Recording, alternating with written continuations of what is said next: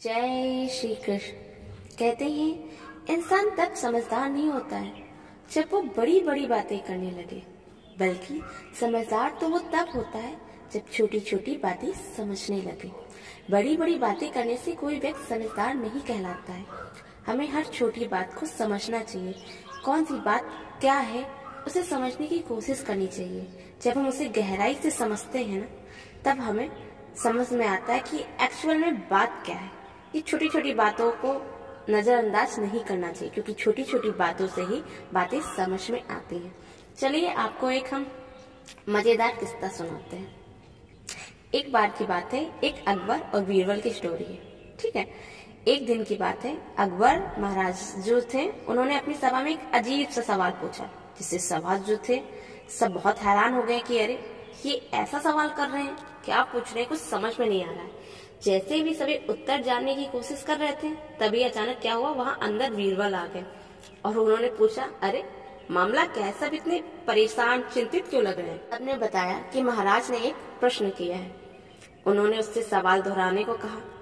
सवाल था, शहर में कितने कौवे हैं। बीरबल जो थे वो तो बहुत ज्यादा समझदार थे, इसमें कोई बात नहीं है। बीरबल तुरंत मुस्कुराए और अकबर के पास गए। उन्होंने उत्तर की घोषणा की। उनका जवाब था कि नगर में 21,523 कौवे हैं। ये सुनकर सब बड़ा हैरान हो गए कि इन्हें कैसे पता कि इतने ही कौवे हैं, न इससे कम है न इससे ज्यादा है। ये एग्जैक्ट कैसे बता सकते हैं कि कितने कौवे हैं। सब पूछने लगे कि आप कैसे जानते हैं कि उत्तर यही है। तब बीरबल ने उत्तर दिया, अपने आदमियों से कहिए कौवों की संख्या गिनने के लिए। यदि अधिक मिले तो कौवे के रिश्तेदार उनके आसपास के जो शहर हैं वो वहां चले गए हैं, अपने रिश्तेदारों के हैं। यदि कम है तो हमारे शहर के जो कौवे हैं वो शहर के बाहर चले गए हैं, अपने रिश्तेदारों के पास। मतलब ये है कि सब आगे पीछे हो गए हैं। यह जवाब सुनकर राजा को काफी संतोष मिला। इस उत्तर से प्रसन्न होकर अकबर ने बीरबल को एक मणिक और मोती जंजीर भेंट की। वही उन्होंने बीरबल की बुद्धि की काफी प्रशंसा की। सारी बातें जो होती हैं बुद्धि की होती हैं। जब हम अपनी बुद्धि का इस्तेमाल करते हैं ना, तो हमें हर चीज जो है एग्जैक्ट पता चल जाती। एग्जैक्ट नहीं पता चलती है एटलीस्ट, लेकिन हाँ सब कुछ समझ में आने लगता है। ऐसा नहीं है कि कोई भी चीज समझ में नहीं आएगी, हर चीज समझ में आ जाती है। अपनी बुद्धि का प्रयोग करिए ज्यादा से ज्यादा। ऐसा नहीं है, लोग कहते हैं कि वो मूर्ख है वो बुद्धिमान है, नहीं, ऐसा कुछ नहीं है। कोई बहुत मूर्ख नहीं होता, कोई बुद्धिमान नहीं होता। बस ये है, मूर्ख व्यक्ति ये सोच लेता कि मैं मूर्ख हूँ, वो कुछ सोचता ही नहीं, अपनी बुद्धि का इस्तेमाल करता ही नहीं है। और जो बुद्धिमान है वो अपनी बुद्धि का इस्तेमाल करता है। अपनी बुद्धि का इस्तेमाल करिए। जब आप अपनी बुद्धि का इस्तेमाल करते हैं तो सोल्यूशन अपने आप निकल जाते हैं। किसी भी सवाल का जवाब इतना मुश्किल नहीं होता है अगर आप ढूंढने पे आ जाए, क्योंकि हर सवाल का जवाब उसी सवाल में छुपा होता है।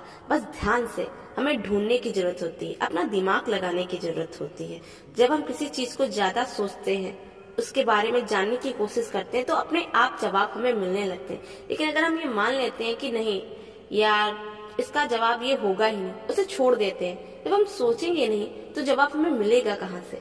अपनी बुद्धि का इस्तेमाल करेंगे, अपने आसपास सोचेंगे कि क्या कर सकते हैं क्या नहीं कर सकते, तब हमें जवाब जरूर मिल जाएगा।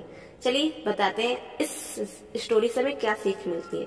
इस कहानी से हमें ये सीखने को मिलता है कि उत्तर जो सही स्पष्टीकरण में हो उतना ही महत्वपूर्ण है जितना कि सही उत्तर का होना।